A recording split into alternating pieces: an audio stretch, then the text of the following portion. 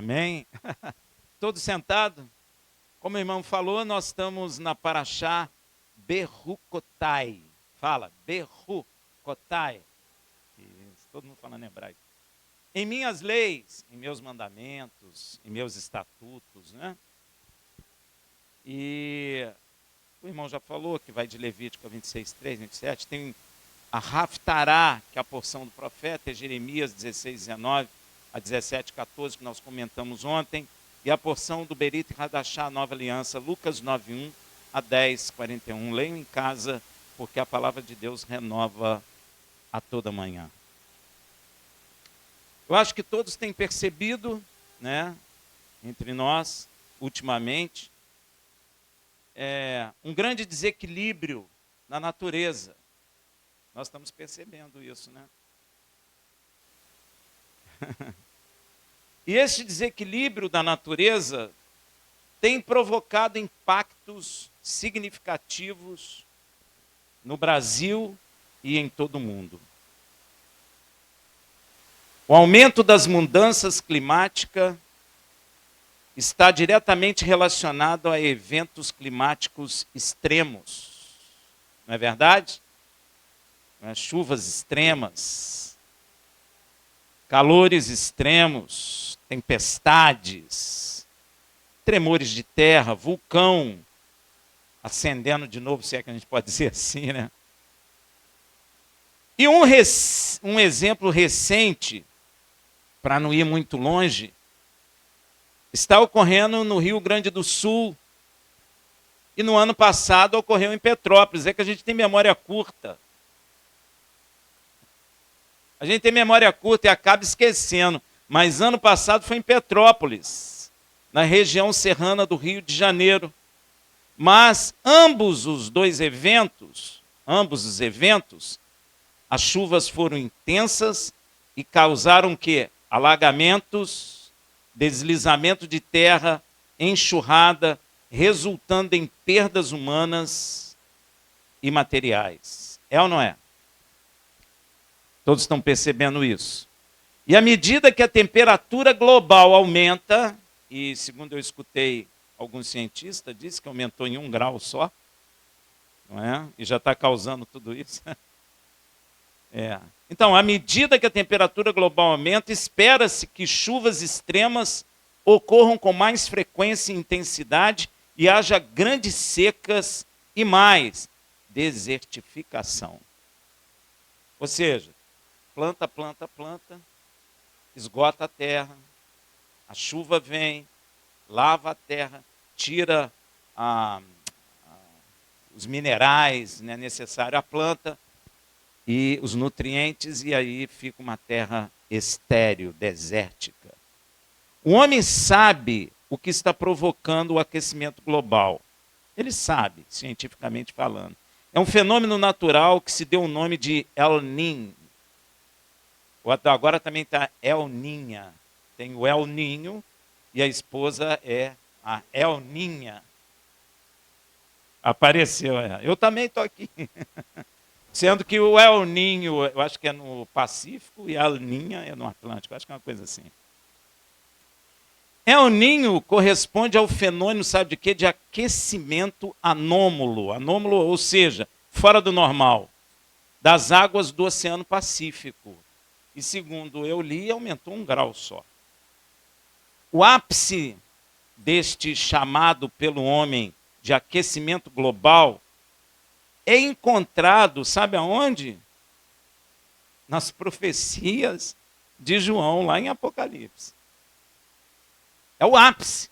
Não está aquecendo a terra? Eu quero te dar uma notícia. Vai aquecer mais ainda. E não vai ser o El Niño nem a El Niña, mas vai ser o próprio sol. Você quer ver? Apocalipse 16, 8 a 9. O quarto anjo derramou a sua taça sobre o sol e foi-lhe permitido que abrasasse. Abrasar é o quê? Hein? Os homens. Sabe com o quê? Com fogo. E os homens foram abrasados com grande calor. Olha aí, ó. E blasfemaram o nome de Elohim, que tem poder sobre estas pragas. E não se arrependeram para lhe dar glória. Não preciso explicar a vocês, né? Deus criou a terra, colocou o homem aqui, e nós temos percebido que a terra tem vomitado o homem. A terra tem matado o homem. Ora, como que Deus cria uma terra, põe o homem lá, lugar onde ele tem para habitar, e aquela terra mata ele? Está acontecendo alguma coisa de diferente. Concorda? Equivale você construir sua casa, faz lá sua casa, a casa cai em cima de você e te mata. Você não espera isso da sua casa, da sua habitação, não é verdade? Teoricamente, você teria que ter o quê? Seguro. O próprio Criador, em sua ira, vai permitir um grande acrescimento do sol sobre a terra. Vai aquecer muito, gente. Não sei como. Eu não sei se você sabe que o sol é uma bola de gás incandescente, não é? Se você tivesse alguma coisa que pudesse atravessar aquele calor todo, você ia atravessar o sol. O sol não é sólido, como as pessoas pensam. E mais, você poderia perguntar, na sua juventude, você ia perguntar. Agora você não está muito curioso mais não, porque passou da idade. Mas quando a gente é novo, a gente pergunta, como é que tem fogo no sol se não tem oxigênio no sol? É uma pergunta boa? É uma pergunta boa. E aí? Porque aqui na Terra o fogo pega, porque ele tem reação com oxigênio. Só que lá no Sol não é fogo igual o daqui. Ele não precisa de oxigênio. É a interação do hidrogênio com outra molécula que gera uma reação atômica, não sei como é que chama, e gera calor e luz. Amém? E o Sol tem muito hidrogênio para queimar. A ciência acha que, não sei, tem acho que mais 4 bilhões de anos, depois vai esfriar. Não conhece o Senhor, né? Não sabe quem é o dono do Sol. Então, acha isso, né? Então, agora imagina, Deus vai permitir esse Sol aquecer mais a Terra. Então, se esse fenômeno do El Niño está provocando toda essa desordem na natureza, imagina o aquecimento do Sol. O que vai acontecer na Terra? Muita coisa vai pegar fogo.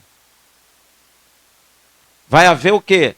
Um desequilíbrio total na natureza. Você já parou para pensar? Você já parou 1 minuto do seu dia para meditar nisso? Eu fiquei meditando. Porque se o El Niño está provocando isso, imagina o aquecimento do Sol. Porque aquecendo o Sol, os oceanos vão... Olha as coisas, a sequência, né? A cadeia, como é que funciona. O Sol aquece os oceanos evaporam, gera muita água de nuvem, aí gera o quê? Chuvas violentas, ventos violentos, e a coisa vai ficando muito boa, para dizer o contrário. Então, o homem, na realidade, sabe que o El Niño provoca o aquecimento do oceano. Mas a ciência humana não sabe quem provoca a existência do El Niño. Deu para entender? O homem sabe que o El Niño provoca isso. Mas o homem não sabe o que provoca o El Niño. E eu pergunto a você, você sabe? É o quê? Fala aí. Hã? A irmã está correta. O que provoca a existência do El Niño é a desobediência da humanidade aos mandamentos do Deus Altíssimo. Exatamente. Este fenômeno existe dessa maneira por causa da desobediência da humanidade aos mandamentos e estatutos de Yud-Re, Vav-Re, o Criador dos céus e da terra. Eu consigo entender cientificamente a razão desses acontecimentos, mas eu não, pela cegueira humana, eu não consigo ver que somos nós que estamos provocando o desequilíbrio em toda a natureza na Terra. Deu para você entender, gente? Por esta razão, essa paraxá chama Berucotai, que a gente pode traduzir como em minhas leis, ande em meus mandamentos, em meus estatutos, não é? Onde conforme meus regulamentos ou regras ou leis. Veja o que o Yud Revav He fala em Levítico 26:3. Se andares nos meus estatutos e guardardes os meus mandamentos e os cumprides. Tem que cumprir. Aí, ó. Presta atenção, ele está falando se. Se é o quê? É uma partícula condicional. Se. Essa pequena partícula, às vezes as pessoas não prestam atenção. Às vezes as pessoas ficam atrás de bênção. Mas se obedecermos a Yud Revav He, ele é quem tem controle, poder e autoridade sobre toda a natureza criada por ele. É ele que tem controle sobre tudo. Sobre o sol, sobre a lua, sobre as estrelas, buraco negro, galáxia. Vai ampliando o seu entendimento do poder de Deus. A lua é grande? Sob o ponto de vista humano? É. Você é uma formiga na lua. A Terra é grande sob o ponto de vista humano? É. Agora imagina o Sol. É grande? É uma bola de gás imensa. Se você falar bola de gás, a ciência não aceita. É bola de plasma, porque é gás incandescente. Amém? Ele é imenso. A Terra é um ponto assim perto do Sol. Você imagina? Você, se a Terra é um pontinho perto do Sol, imagina você. Quem que você é? E o Sol é grande? No universo? Você é uma estrelinha, vamos dizer assim, sob o ponto de vista de tamanho, michuruca. Não é uma estrela, tem estrela muito maior do que o Sol. Se colocou no seu lugar agora? Tu é um pó. E às vezes um pó arrogante. Não é? Deus coloca condicional, se obedecermos o Senhor, porque Ele tem poder sobre tudo. E às vezes a própria igreja de Yeshua não alcança mais o entendimento disso, porque no passado os homens que eram de Israel entendiam que Deus governa todas as coisas. Mas às vezes você acha que Deus governa ou abrir porta de emprego ou fechar porta de emprego, né? É verdade? Mas Deus tem muito mais poder. Ó profundidade da riqueza e do poder de Deus. Gente, o poder de Deus é uma coisa inconcebível para nós humanos. Às vezes você está querendo que cure o seu dedinho quebrado. Mas Deus tem poder para fazer rodar a galáxia. Na verdade, nós nem sabemos o que é de fato uma galáxia. Nós nem sabemos de fato o que é um buraco negro. Nós nem sabemos o que é isso. Tem gente que pensa que o buraco negro é o ralo do universo. Mas nós nem sabemos o que é. Mas Deus tem controle sobre o buraco negro. Gente, se você chegar perto de um buraco negro, você nem vai aparecer.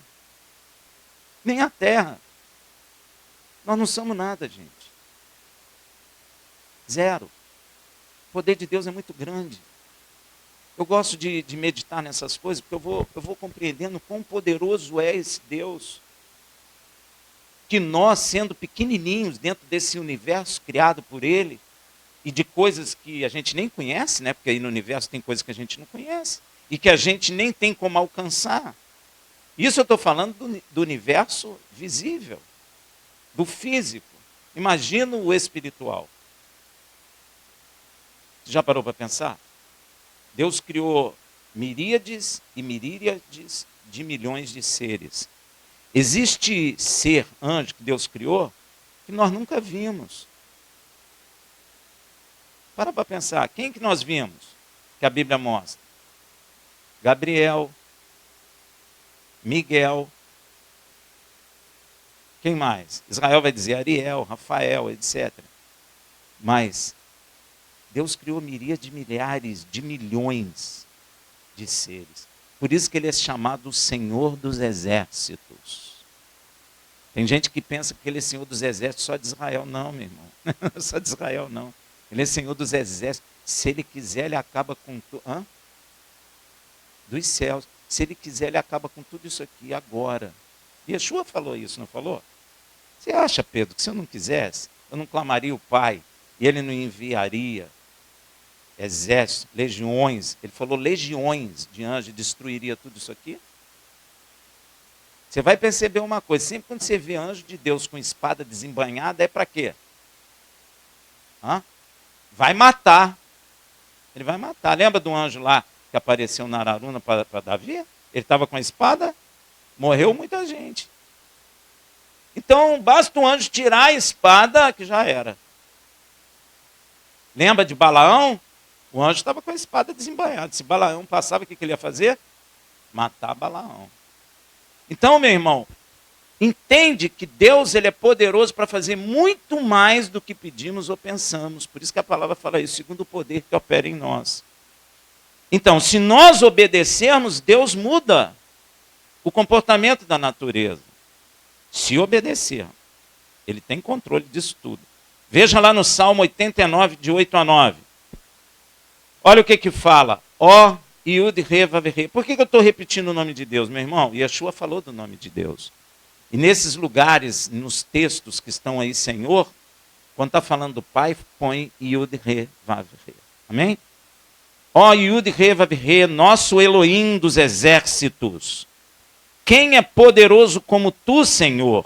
Com a tua fidelidade ao redor de ti, tu dominas o ímpio do mar, o ímpeto do mar. Quando as suas ondas se levantam, tu as fazes. Eles sabiam que Deus tinha poder pelo mar. Você já viu ondas no oceano, aquelas ondas monstruosas, em Nazaré, lá em Portugal, que o homem fica desse tamanhozinho, descendo naquelas ondas malucas lá, quando cai, o que acontece? Babau, morre, praticamente. Porque são ondas imensas. Alguns chamam de vagas, né? São imensas. Mas Deus tem poder sobre o mar. Para ter poder sobre o mar, para pensar, é uma cadeia. Para você ter poder sobre o mar, você tem que ter poder sobre a lua. Porque as marés, elas sobem e descem segundo a posição da lua. Então, se eu tenho poder sobre o mar, é porque eu tenho poder sobre a lua, que tenho poder sobre o sol, que tenho poder sobre a galáxia, que tenho poder sobre o buraco negro, sobre o universo, sobre tudo. Por isso que eu digo para você, quando Israel estava em guerra, que Deus parou a lua, o sol e a lua, o que Deus fez? Parou o universo, meu irmão. Porque se ele para só a lua, a terra vaza, vai embora. Sabe por quê? Porque, meu irmão, esquece esse negócio que você aprendeu na escola. O sol está aqui no meio assim, e tudo rodando em torno. Esquece isso, meu irmão. O sol está a milhões de quilômetros por hora. Milhões. E a Terra acompanhando também. E tudo nunca muda a distância um do outro. Mas eles estão em velocidade altíssima. E a galáxia também está em velocidade altíssima. E tem uma galáxia próxima da galáxia nossa que parece que nós vamos algum dia nos chocar. A ciência está com medo disso. Mas está tudo andando, tudo numa velocidade absurda. Você sente isso? Que coisa.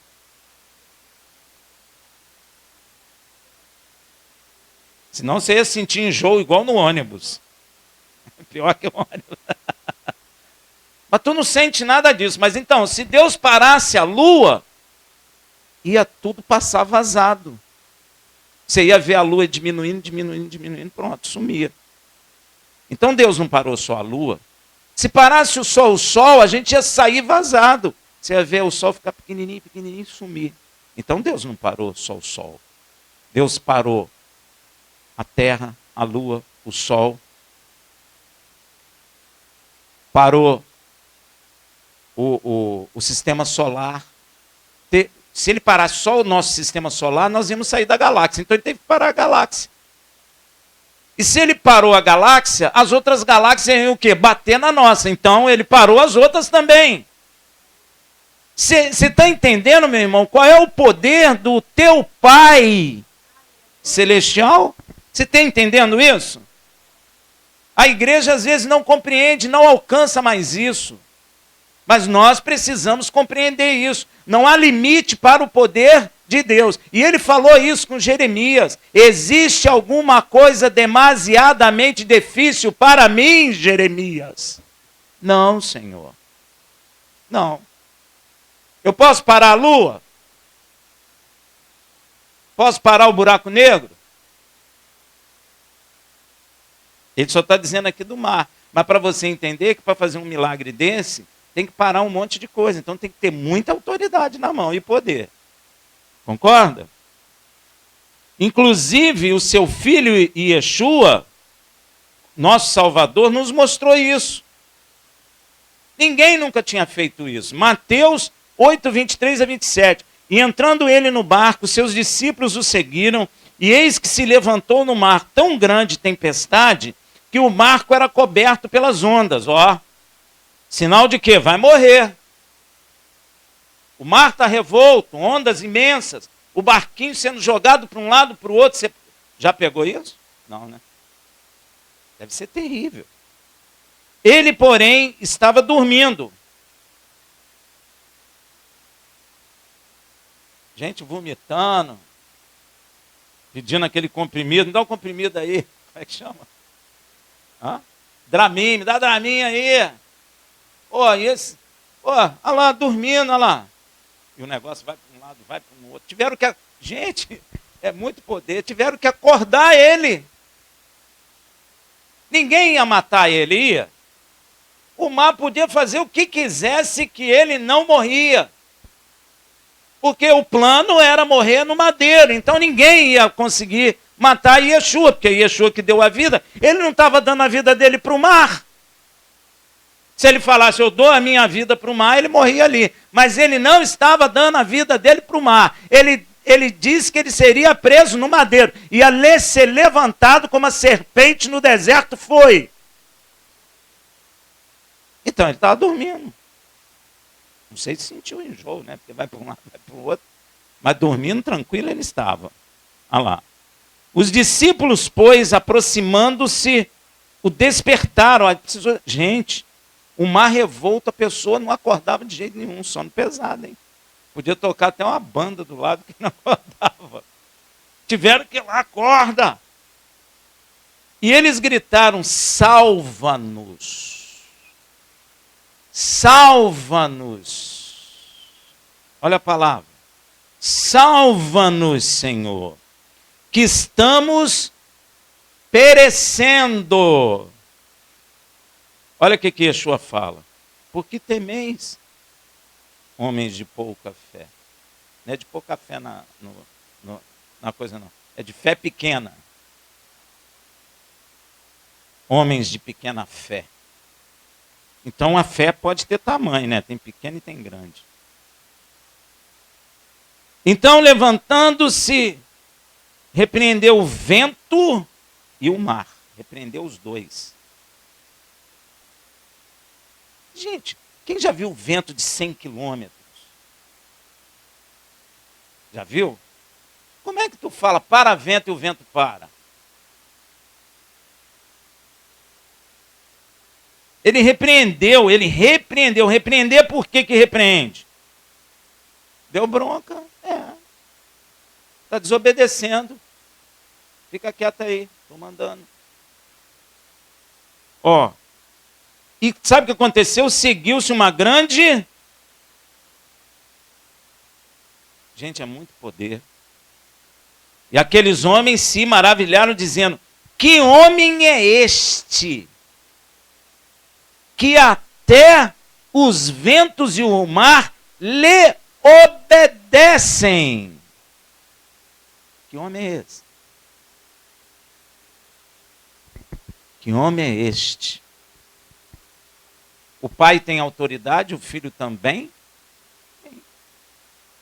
Porque todas as coisas foram criadas pelo pai, por meio de Yeshua. Por meio de sua palavra. E a palavra de Deus é Yeshua, o verbo de Deus. Então, continuando, se obedecermos, Yud He Vav He, fará a própria natureza ser favorável a nós. É o nosso pecado que torna a natureza desfavorável a nós. Mas é o próprio Senhor dos céus e da terra que pode fazer a natureza favorável a nós. Quando Deus falou para Abraão, Abraão, vai para a terra que emana leite e mel. Quando Abraão chegou lá, tinha uma seca. E Abraão foi para onde? O Egito. Deus mandou ele para o Egito. Mas ele viu o quê? Seca. Mas Deus falou que a terra emana leite e mel. Por que Deus fala que a terra emana leite e mel? Porque ele tem poder de fazer a terra emanar leite e mel. Não importa. Você tem que acreditar nele. Porque ele é que tem poder para fazer. Inclusive, a chuva não vem para inundar, destruir e matar. Ele a ordena e ela só vem a seu tempo. Olha o poder. Eu acho que a igreja perdeu essa consciência, não perdeu? Perdeu. Olha lá, ó, Levítico 26, 4. Eu vos darei a vossa chuva a seu tempo é o quê? Hein? E a terra dará o seu, e as árvores do campo darão os seus. Olha que coisa tremenda. Se obedecer, Yud He Vav He, ele ordena a chuva a seu tempo, chuva para a terra produzir. E as árvores do campo darem frutos. Como a humanidade é desobediente a Yud He Vav He, as chuvas em toda a terra vêm fora do tempo e alagam, formando enxurradas e matando, derrubando casa e destroem a terra fértil, e as árvores frutíferas são arrancadas sem gerar seus frutos. Tudo por causa da desobediência da humanidade. E o Yud He Vav He sempre falou isso por seus profetas. Veja Samuel, obedecer é melhor que sacrificar. E chuva para a tua semente, com que semeares a terra, e trigo como produto da terra, o qual será pingue. Já ouviu falar disso? Nunca? Pingue. Eu também não. Mas eu fui procurar. Para ver o que era. Pingue e abundante. Naquele dia, o teu gado pastará em largos pastos. Até o gado se dá bem. Ó, sabe o que é pingue? O trigo ser pingue significa que será produtivo. Ele vai crescer, mas ele terá semente para produzir mais ainda. Deu para entender? Isso é pingue. Eu não sabia também. Quase que é ping-pong. Mas, gente, a gente lê as palavras na Bíblia, tem que procurar. Então, veja também Joel 2, 23 a 24. Alegrai-vos, pois, filhos de Sião, e regozijai-vos no Senhor vosso Deus, porque ele vos dá em justa medida a chuva temporã. Justa medida. O que é necessário para produzir. E faz descer abundante chuva, a temporã, que é a boa, e a seródia, como dantes. E as eiras se encherão de trigo, e os largares transbordarão de mosto e de azeite. Meu irmão, só para entender, a chuva temporã ocorre no outono. Ela é responsável por preparar o solo para o plantio. Olha como Deus é bom. Você ara, a chuva desce, a terra umedece. Já viu aquele cheiro gostoso de terra molhada? É a chuva temporã que faz. Ocorrendo, quer dizer, se você foi batizado com o Espírito Santo, você sentiu esse cheiro? Hein? Eu senti. Isso é a chuva que vem amaciar o quê? O campo, o seu coração. É a temporã. Amém? Para preparar para o plantio. A chuva temporã também irriga os campos recém-semeados. A chuva seródia ocorre na primavera. Ela é a fundamental para o crescimento das plantas e uma boa colheita. Agora, essa chuva vem para matar a sede de quem já nasceu. Amém? Glória a Deus. Isso é muito bonito, né? Principalmente entre março e maio. Só Yud Vavirê pode dar a chuva em tempo certo. Veja em Ezequiel 34, 26. E delas, e dos lugares ao redor do meu outeiro, farei uma bênção, e farei descer a chuva a seu tempo. Chuvas de bênçãos serão. O que presenciamos em Petrópolis no ano passado e recentemente no sul do Brasil, em definitivo, não são chuvas de bênção, são? Tem algo de errado, não tem? Tem muito. É muito errado. Às vezes as pessoas buscam bênção indo em reuniões com profetas, para ouvir o profeta se ele vai falar a você ou se não vai falar. Você vai aos cultos buscar a bênção. Já até falei, vou buscar minha bênção. Vai nessa. Porém, a bênção não está em um profeta falar ou não com você, pois a bênção está intimamente ligado à obediência, não ao profeta. O profeta, se ele abençoar e Deus não abençoar, de nada vale. Ele pode falar assim, diz o Senhor, você vai para os Estados Unidos, vai ter um palácio, e vai morar bem, e vai ter carro, e vai ter isso, e vai ter aquilo, e vai ajudar meu servo. Se não for Deus, meu irmão, você vai morrer na esperança. Vai ser frustrado. Bênção não está ligado em profeta olhar para você e dizer assim, diz o Senhor. Não é isso. Bênção está ligado à obediência. Se obedecer-me, se a chuva vem no tempo certo. Leia isso como suas bênçãos, aquilo que você tem pedido ao Pai. Em nome de Yeshua.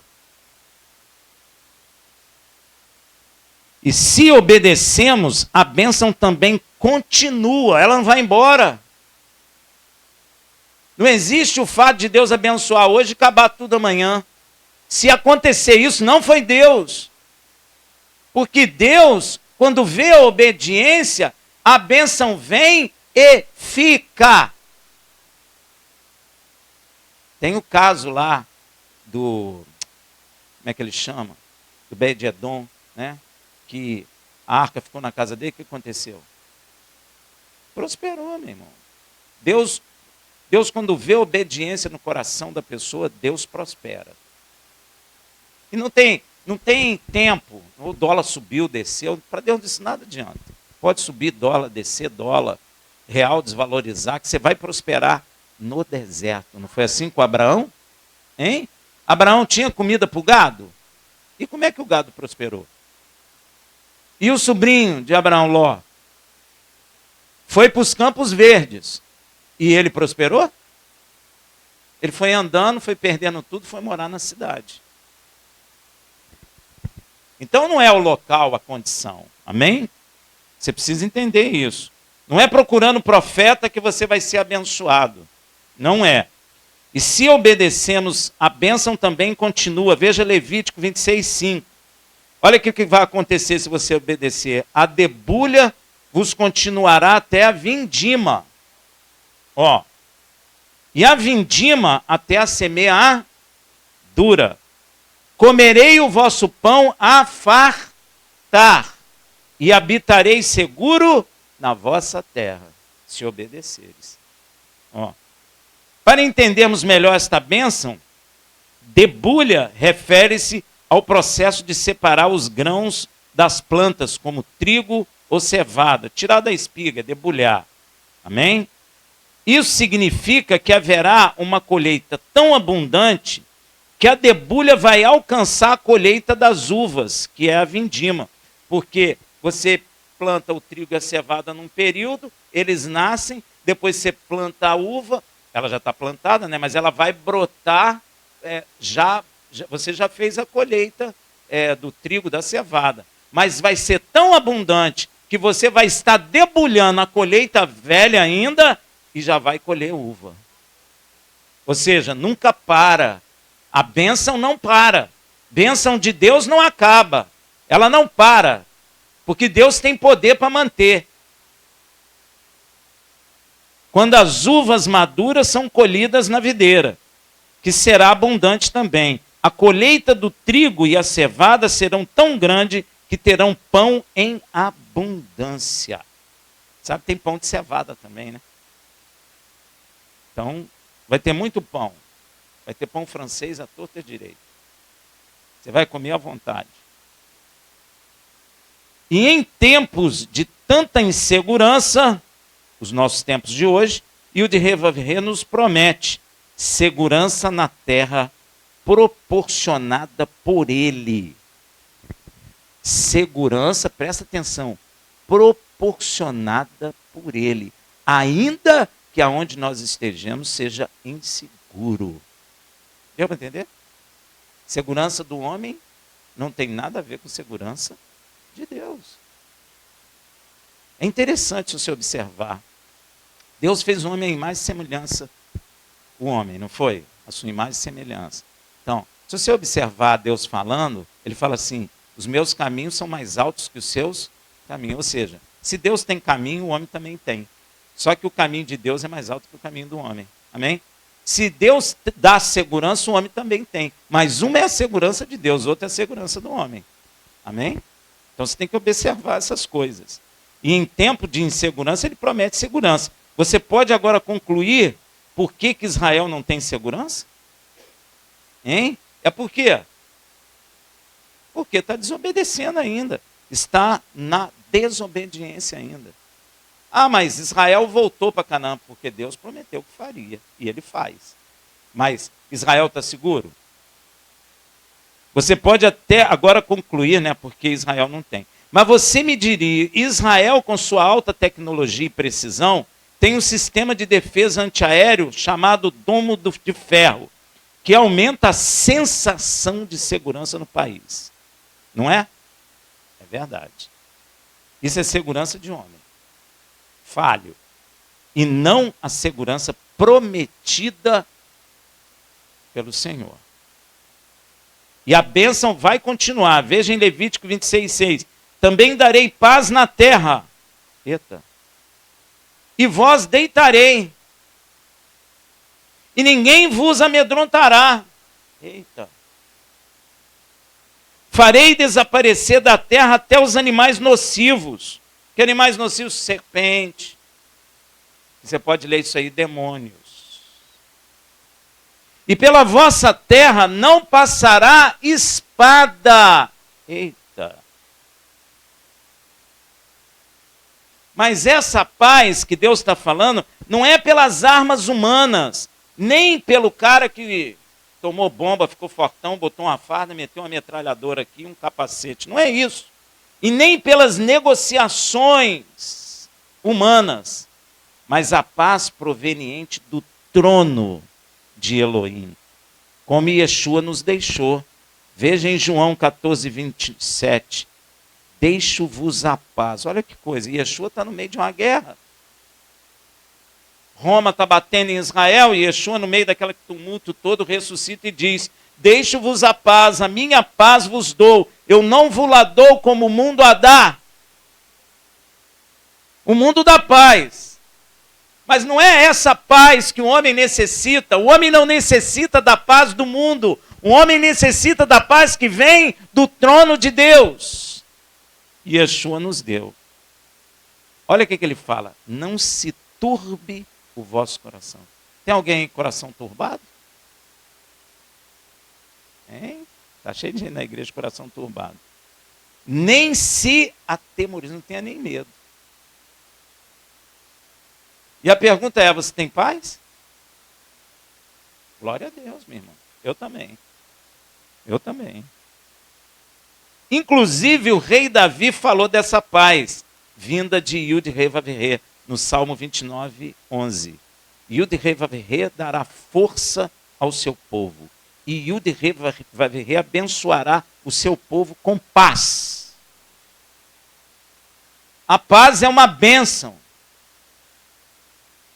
Paz não é porque temos tantas armas quanto o outro tem, para haver um equilíbrio. Já viu? A Guerra Fria é o seguinte: eu não atiro em você, para você não atirar em mim. E se você atirar em mim, eu mando a minha bomba nuclear. Ah, é? Eu também tenho. Então tu não atira em mim, eu também não atiro em ti. Fica assim. E está assim até hoje. Eu não te ataco porque você não me ataca. Veja também o Salmo 147, 14. Ele é quem estabelece a paz nas tuas fronteiras. Quem dos mais fino trigo te farta. Israel está tendo paz nas fronteiras?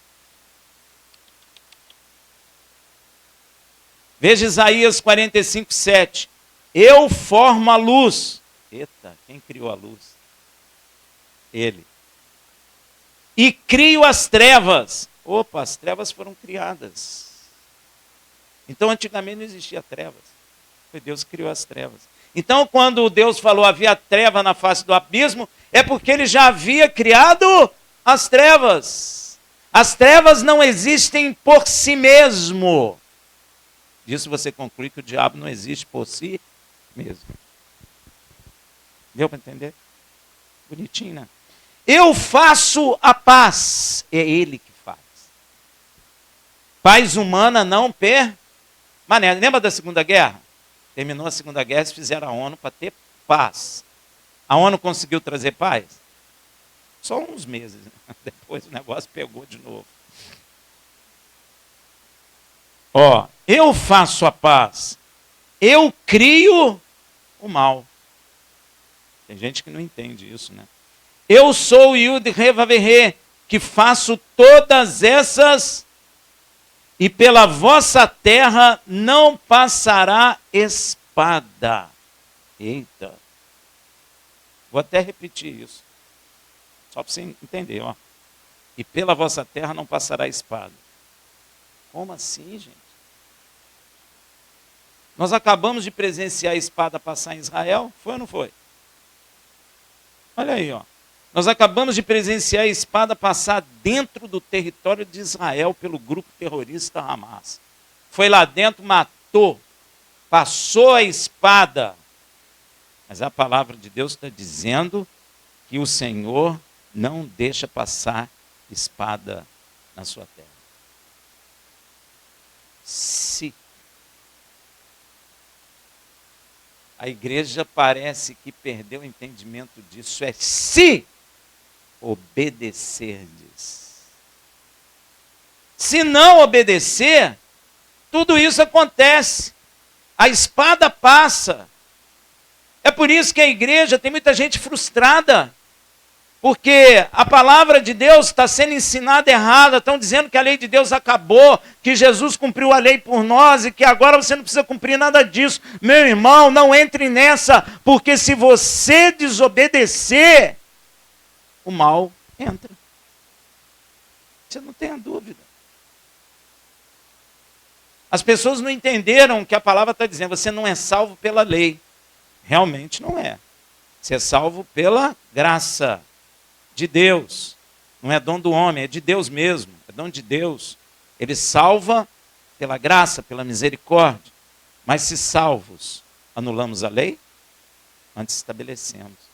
Você sabe que lá em Efésios tem um texto que ninguém entende, eu não sei se é 1 ou 2, que Deus fala assim, que ele tirou o quê? O mandamento em ordenança para os dois povos fazer um. Por quê? Porque ele deu os mandamentos de ordenança para Israel, não é? Israel desobedeceu. Então ele ficou igualzinho aos gentios, que não têm o mandamento e desobedecem. Então o que Deus fez? Tirou o mandamento de ordenança para usar de misericórdia com os dois. Por isso que ele falou, encerrei debaixo da desobediência para usar de misericórdia com quem crê. E se cremos, a fé anula a lei? Não. antes estabelecemos a lei. Amém? Eles estão errados. Muito errado. Então, Hamas passou a espada. Então podemos concluir que Israel, no momento, não está obedecendo os mandamentos e estatutos de Yud He Vav He. Você diria, mas no Brasil não temos guerra. Até eu escuto falando que o Brasil, em tese. Mas dentro é uma guerra só. É isso. Mas o pessoal não fala isso? O Brasil é um país abençoado, não tem guerra. Não tem guerra lá fora. Mas você já reparou as catástrofes que ocorrem no Brasil, os traficantes? Entra para você ver se não tem guerra. Tem guerra. E Yud He Vav He continua lá em Levítico 26, de 7 a 8. Perseguirei os vossos inimigos e eles cairão a espada diante de vós. 5 de vós perseguirão a 100 deles. E 100 de vós perseguirão a 10.000. E os vossos inimigos cairão a espada diante de vós. Isso, o Senhor sempre ajuda Israel nas guerras. Você sabe por quê? Por que Deus ajuda Israel nas guerras? Porque todas as guerras de Israel são para destruir Israel. E Deus disse que Israel nunca deixará de ser nação diante dele. Então Deus, quando o negócio está apertando, ele dá ordem aos seus anjos a respeito de Israel e liberta Israel do opressor, como sempre fez. E essa guerra aí não é diferente não, hein? Deus sabe o momento certo. Você não sabe, eu não sei, nem os militares de Israel sabem. Mas Deus sabe até o tempo que isso vai durar. Amém, meu irmão? Sempre Deus ajuda Israel em suas guerras, pois se não fosse assim, Israel só existiria na história passada da humanidade. Você só ia ouvir falar que existia um povo chamado Israel. Amém? Deus libertou Israel da mão de Hitler. Cadê Hitler? Eu posso te perguntar, cadê Israel? Continua lá. Cuidado, vai mexer com Israel. Tem gente dentro da igreja falando mal de Israel, vai. Não sabe o que está falando. E o rei Davi sabia disso. Veja no Salmo 144, 1. Bendito seja Yud He Vav He, minha rocha, que adestra as minhas mãos para a peleja e os meus dedos para a guerra. Por isso que é difícil ganhar a guerra de Israel, meu. É melhor brigar contra os Estados Unidos na guerra do que contra Israel. Porque contra Israel, meu amigo, a coisa fica estreita. E o Senhor continua lá em Levítico 26, 9. Outro sim. Você sabe o que significa outro sim? Além disso, olharei para vós, além disso, além de tudo, olharei para vós, olha que coisa, e vos farei frutificar, e vos multiplicarei e confirmarei o meu pacto convosco. Deus não mente. Olha, Yud He Vav He sempre olha por Israel. E vou dizer, os multiplica. Hitler matou 6 milhões de judeus. Já deve ter mais do que o dobro. Então Deus sempre olha por Israel. Pois isso é uma promessa feita, sabe a quem? Hein? Você não sabe, né? Yud He Vav He fez uma promessa ao seu amigo Abraão. Olha lá, em Gênesis 17, 4 a 7. Quanto a mim, eis que o meu pacto é contigo, e será pai de muitas nações. Não mais será chamado Abrão, mas Abraão será o teu nome. Pois por pai de muitas nações te hei posto, far-te-ei frutificar. Sobre maneira, é além do normal. E de ti farei nações, e reis sairão de ti. Estabelecerei o meu pacto contigo e com a tua descendência depois de ti, em suas gerações, como pacto perpétuo. Perpétuo é o quê? Eterno, para sempre. Para te ser por Elohim a ti e a tua descendência depois de ti.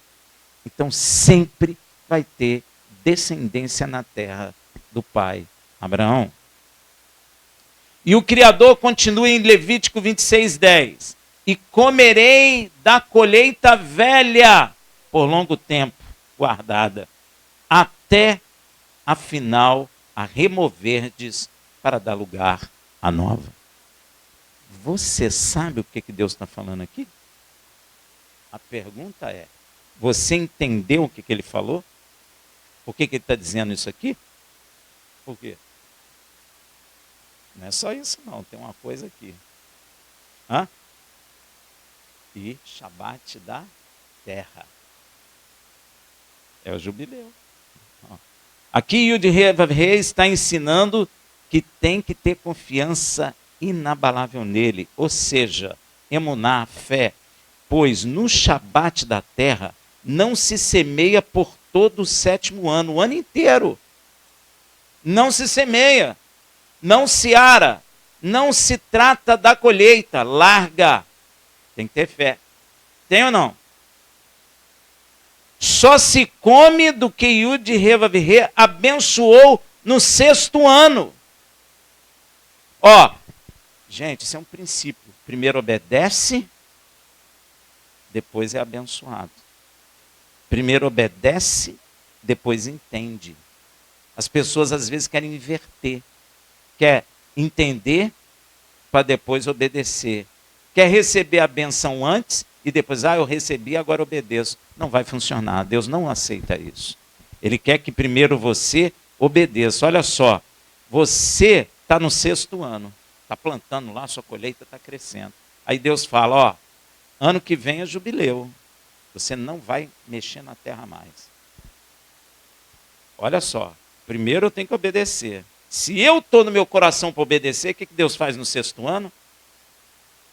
Produz o dobro para mim.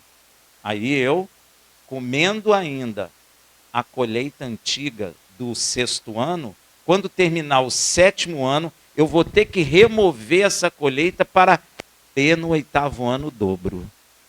Mas você precisa crer. Porque você está no 6º ano, aí o diabo coloca no seu coração, será que ano que vem? Será que vai produzir mesmo no 8º ano? Gente, para andar com Deus precisa ter fé. Você precisa ter fé. Olha o que Deus falou para Abraão. Abraão, larga aí a tua... Gente, Abraão era um príncipe na terra dele. Se você ler historicamente, você vai ver. Ele tinha tudo nas mãos. A moça mais bela era a esposa dele. Ele jogava xadrez na praia, futevôlei, estava arrumado. Não tinha mais problema, não ia fazer nada. 70 anos de idade. Deus fala assim, Abraão, larga tudo isso aí.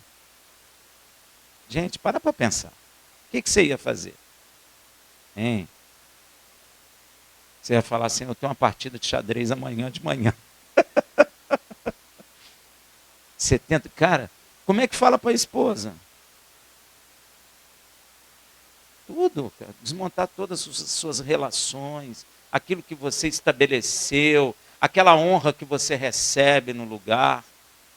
Tudo. Você faz? E mais, chega para a esposa e fala assim, olha, eu ouvi uma voz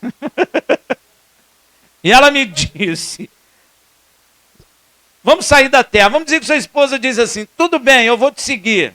Mas para onde é? Não sei. Gente, tem que ter fé. Não sei. Não pensa você que naquela época era igual a hoje. Vai lá no computador, lá no Google, lá e vê como é que essa terra, se vale a pena mesmo. Não tinha isso não, gente. Tinha que confiar. Gente, é muito bonito a posição de Abraão e da esposa, né? Você não nota ela reclamando, reclamou? Foi fácil? Gente, para pensar. Hoje, você pega o carro, o avião, você chega rápido. Naquela época você tinha que montar tudo, botar em cima de camelo, botar em cima de animal, arrumar comida para levar. Tinha toda uma estrutura que você hoje não tem. Porque se eu saio de avião e vou aqui para a Argentina, chego lá, tem hotel, tem comidinha, tem banhozinho quente, tem caminha para deitar. Abraão tinha isso, gente. Mas era perigoso. Então ele saiu com tudo dele e foi andando dia após dia. É porque você lê na Bíblia de um versículo para o outro, aí Abraão chegou na terra, você falou, mas já falou e já chegou. Não é assim, meu irmão. Não é assim. É porque Deus não ia falar dia após dia que Abraão andou, né, meu irmão? Será que Abraão falou, caramba, será que eu estou ouvindo vozes? Será que a esposa dele não deu uma reclamada? Hein? Porque quando Deus falou que ia dar um filho para ela, ela estava meio zangada lá. Ela riu. Será que foi tão simples assim? Será que ele não falou, meu Deus, para que eu fiz isso? Agora como é que eu volto? Hein? Meu irmão, tem que ter fé para andar com Deus. Não tem jeito. Pois é, mas não sabia. Pois é, não, Deus proveu ele, mas eu estou dizendo, como a pessoa sai? Pô, porque se você chegar para mim, Rafael, você vai na Argentina, vou. Pô, eu já preparo tudo pela internet, aviãozinho, né? Hotel, passeio, etc, etc. Não tinha aquilo não, meu irmão. Não tinha nada de internet, nem foto, para você saber se até... Ele nunca tinha ido lá. E Deus falou, terra que emana leite e mel. Agora imagina a frustração de Abraão quando ele chega na terra e tem seca. E a mulher, não te disse? Eu te disse, eu estou te falando desde lá de trás, 3 anos que eu estou te falando, tu não me ouve. Tu não me ouve, papapá, papapá. E ele, meu Deus, pisei na bola, o que eu faço? Volto ou não volto? Ela era. Mulher de fé, mulher de fé. Porque realmente é uma situação extremamente difícil. Tanto para ele, quanto para ela. Né? Mas, se nós confiarmos, Deus é fiel. Ele não nos deixa. Amém? Então, Yud-Heh-Vav-Heh sempre olha por Israel, já falei, né? Ou seja, primeiro tem que cumprir o mandamento de Yud-Heh-Vav-Heh para depois ver a bênção chegar. Isso é um princípio, meu irmão. Não adianta você querer fazer o inverso. Não, primeiro o Senhor me abençoa, depois eu obedeço. Primeiro eu quero ver para depois crer. Isso tudo é carnal. Você não será abençoado. Você tem que dar o passo de fé. Pode não estar vendo nada, mas você dá o passo de fé, porque Deus é poderoso para fazer. Às vezes você vai começar chorando e vai acabar sorrindo. Porque de forma contrária não dá certo, Deus não aceita. Não, só faz primeiro, depois eu vou. Imagina, Abraão fala, não, Senhor, você tem que me dizer aí, essa terra é aonde, como que ela é, tem lugar para criar gado, tem gente lá, não tem gente. Imagina Deus falando, olha, Abraão, tem muita gente lá. Abraão ia. Não.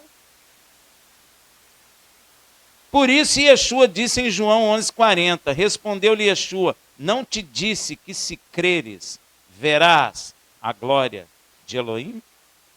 Então você tem que crer para receber, senão você não recebe. Isso é princípio, você tem que obedecer para Deus abençoar. Você tem que crer para receber. Isso é princípio, gente, não muda. Isso é um princípio espiritual, se obedecer pela fé, pois o justo vive pela fé. Tem muita gente que não entende esse texto, o justo vive pela fé. O que é justo? E quem é aquele que pratica a justiça? Então, aqueles que obedecem mandamento vivem pela fé. É por isso que o irmão de Yeshua e Yaakov, chamado nas Bíblias de Tiago, fala assim, olha, mostra-me a tua fé sem obras, que eu mostrarei a minha fé através das obras. Que obra é essa? Cumprimento de mandamento. Vou traduzir. Mostra-me a sua fé sem o seu cumprimento de mandamento, que eu mostrarei a minha fé por meio da obediência de mandamentos. Porque a fé que não te leva à obediência de mandamento é morta, não vai te salvar. Ele chama de estéril, é fé estéril. E a igreja está pregando uma fé estéril. E essa fé pode até curar, pode até abrir porta de emprego, pode até você ver maravilha, mas tu não verá a salvação. A porta não se abrirá para você. Agora, a fé que me leva a um mandamento faz maravilha, abre porta de emprego, traz cura e abre a porta da salvação. Amém, meu irmão? Glória a Deus. Eu, se fosse você, dava glória a Deus.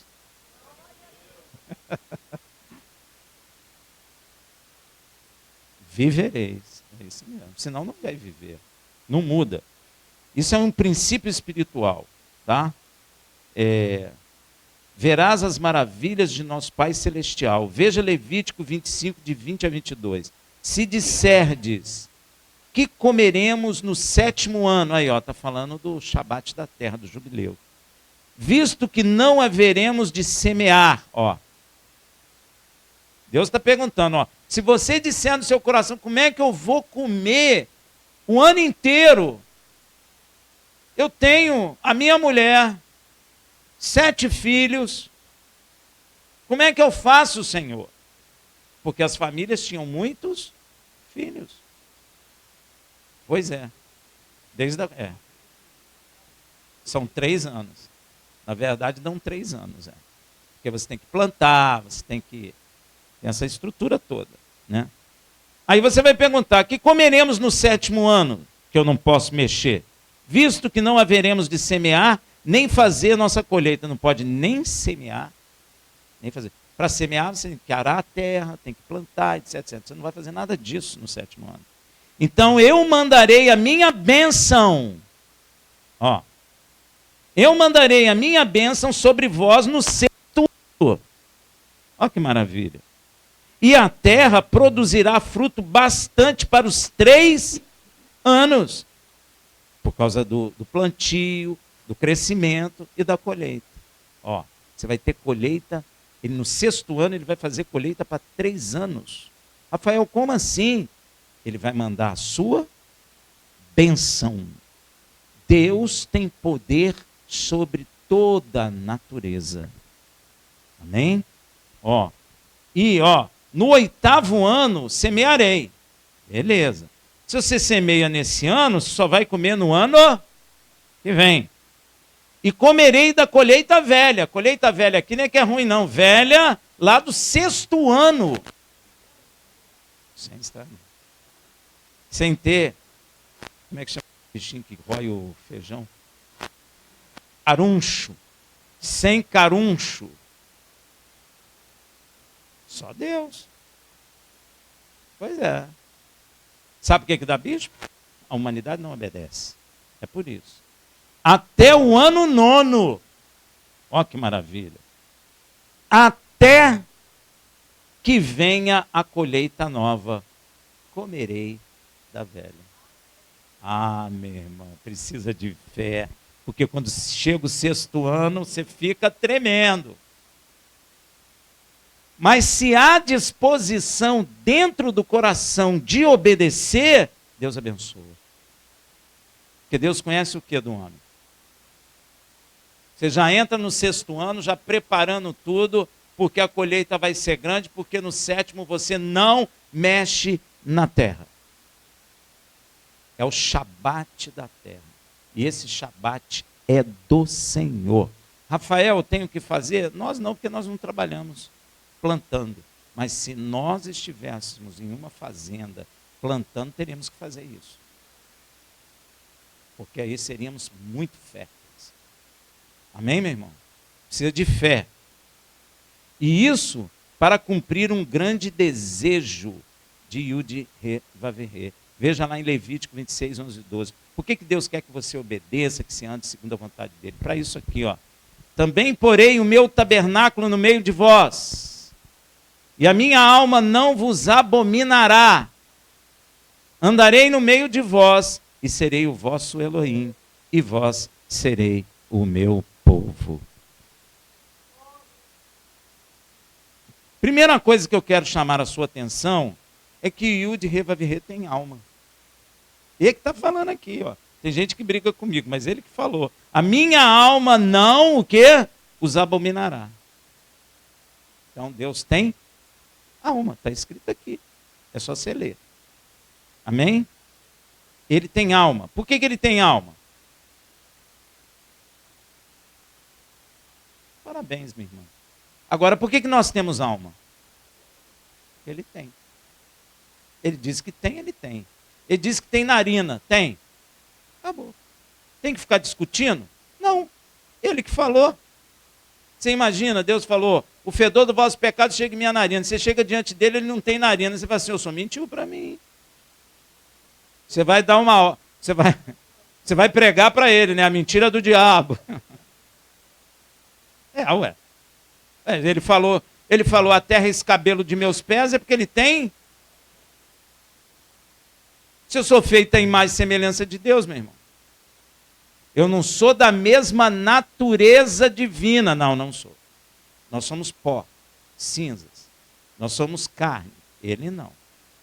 Amém? Nós somos feitos à imagem e semelhança dele. Segunda coisa é que Yud-Heh-Vav-Heh quer habitar no meio de seu povo. E quer andar no meio de seu povo. Ele não quer só habitar. Ele quer andar também no meio de seu povo. Amém? Ele quer habitar e andar. Na verdade, habitar e andar é estar junto. É igual marido e mulher. Eles habitam junto e andam. Deus quer isso com a gente. E para isso, ele precisa que seu povo lhe obedeça. Deu para entender? E além de obedecer, ele precisa que o povo faça um tabernáculo. Agora eu te pergunto, por que ele manda o povo fazer o tabernáculo? Por que ele não fez assim? Tchum, apareceu o tabernáculo. Ele podia, mas ele não fez. Por quê, gente? Medita aí. O pastor Lúcio vai dar um chocolate. Brincadeira. Olha só, gente. Isso tipifica que Deus tiraria o tabernáculo para ele habitar da humanidade. Yeshua não nasceu de mulher, debaixo da lei. O tabernáculo foi feito aonde? Na mulher. Amém? É por isso que é o homem que tem que fazer o tabernáculo, o ser humano, né? Amém? No deserto, que foi levantado por quem? Por Moisés. E passa para o templo que Salomão construiu em Jerusalém, no Monte Moriá. Não vou falar que tem segundo templo, você sabe disso. E depois terá o terceiro. Mas a própria palavra de Elohim nos diz que ele não habita em tabernáculo ou templo feito por mão de homem. Gente, olha que coisa interessante. Deus manda fazer, mas quando Salomão faz o templo, ele orando, ele fala, eu sei, Senhor, que nem o céu dos céus podem te conter. Quanto mais essa casa que eu edifiquei, porque eu sei que tu não habita em templo feita por... Então você deduz que Deus não habita em templo feita pela nossa mão, mas ele habita em templo feita pela mão dele. Que bonitinho. Olha só. Então, mas a própria palavra de Elohim nos diz que ele não habita em tabernáculo ou templo feito por mão de homens. Logo, ele habita em templo feito por suas mãos. É uma dedução boa. E o corpo humano foi feito por que mãos? Dele. Tem um texto bíblico que fala que ele que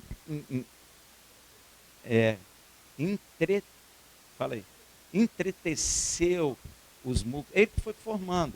Amém? Foi ele. E lá em Gênesis a gente também vê isso. 2:7. E formou Yud-Heh-Vav-Heh, Elohim, o homem do pó da terra, e soprou-lhe nas narinas o fôlego da vida, e o homem tornou-se alma vivente. Ó, ele pegou, fez com a mão dele, não foi mão de homem, foi a mão dele que criou esse corpo, o nosso tabernáculo. E esse desejo de Yud-Heh-Vav-Heh é cumprido, ou vamos dizer, começa a ser cumprido em Yeshua, seu filho. Por isso está escrito a respeito de Yeshua em Hebreus 10, de 5 a 7. Pelo que, entrando no mundo, diz: sacrifício e oferta não quiseste, mas um corpo me preparaste. Foi ele que preparou o corpo. Ó. Não te deleitaste em holocaustos e oblações pelo pecado. Então eu disse: eis-me aqui, no rol do livro está escrito de mim, para fazer, ó Elohim, a tua vontade. E qual é a vontade de Elohim? Hã? Não, a vontade de Elohim é habitar no nosso meio e andar conosco. E Yeshua vem na terra para dar início, princípio a essa vontade do Pai. Porque Deus não habita em templo por mão de homens, mas habita em templo feito pela mão dele. E o templo, nosso corpo, foi feito por Deus, não por nós. E quando Yeshua entra na terra, ele fala: um corpo tu me preparaste. Por quê? Porque ele veio cumprir a vontade de Deus, de andar com Rafael, de habitar com ele, de corrigir os errozinhos dele, que são muitos, de ajudá-lo, para que ele possa estar no nosso meio, porque se ele vier no nosso meio e nós estivermos cheios de pecado, ele nos consome. Entendeu? Então, e qual é a vontade de colocar seu tabernáculo e andar no meio do seu povo, principalmente Israel? Veja o que Yeshua fala em João 2, 19 e 21. Respondeu-lhes Yeshua: derribai este santuário, templo, ó, e em 3 dias o levantarei. Disseram, pois, os judeus: em 46 anos foi edificado esse santuário, esse templo, e tu levantarás em 3 dias? Olha que a palavra fala: mas ele falava do santuário do seu corpo.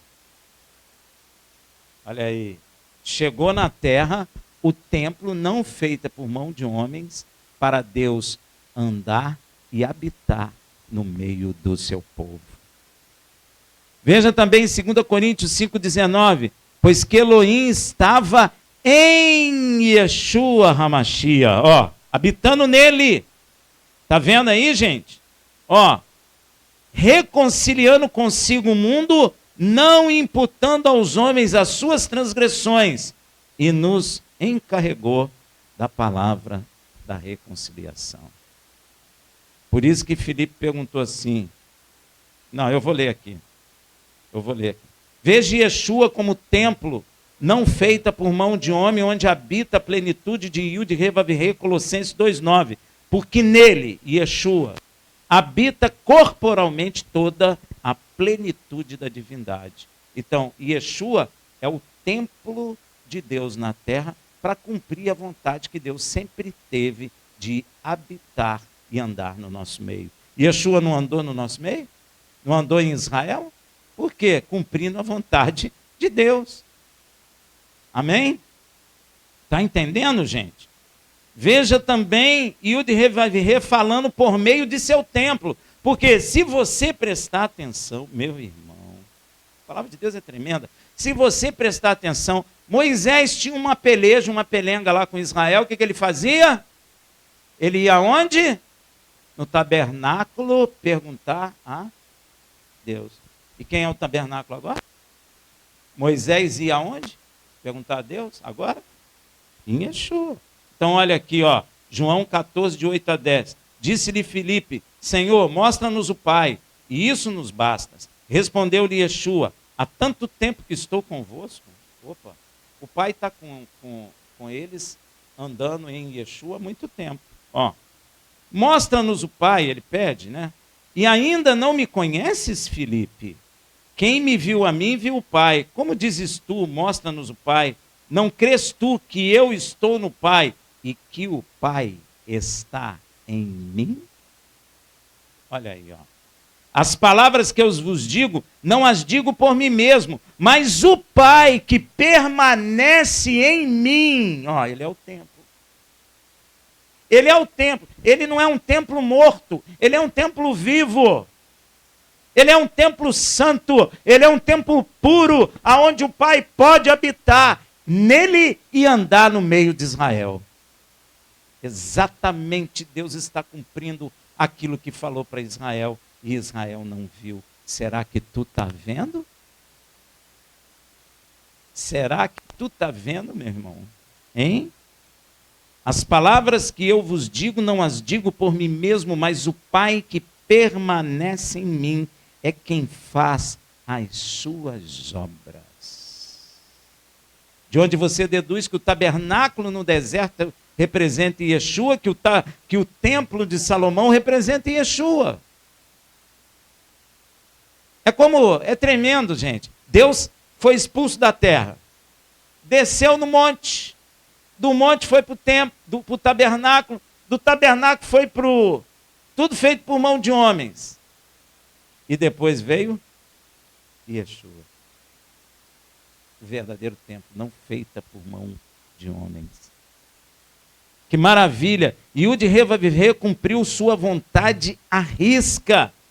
E em seu tabernáculo Yeshua andou no meio de Israel. Exatamente o que ele falou. Eu quero andar no meio de vocês, quero habitar com vocês. Que Deus bom, né? Hein? E mais, isso se cumprirá eternamente. Já tem a palavra que ainda não se cumpriu, Apocalipse 21, de 3 a 5. E ouvi uma grande voz, vinda do trono, que dizia: eis que o tabernáculo de Yud Revaviver está com os homens. Gente, você tem que prestar atenção em tudo que a palavra fala. Olha o que a palavra está dizendo.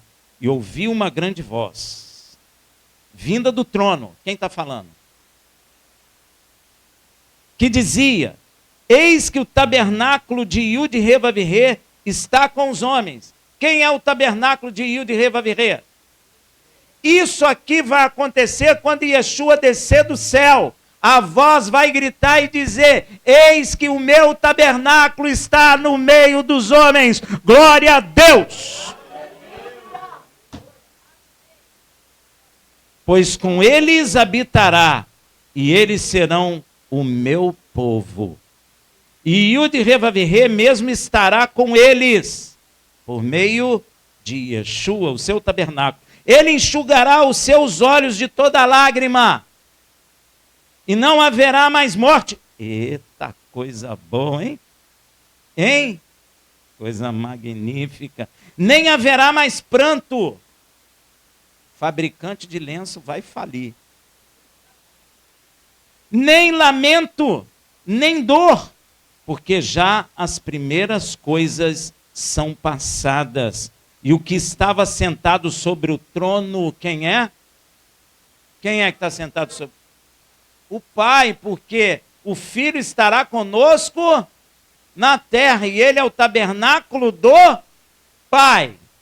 Olha aí, ó. E o que estava sentado sobre o trono disse: eis que faço nova todas as coisas. E acrescentou: escreve, porque essas palavras são fiéis e verdadeiras.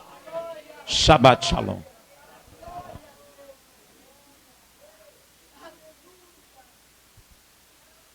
Glória a Deus.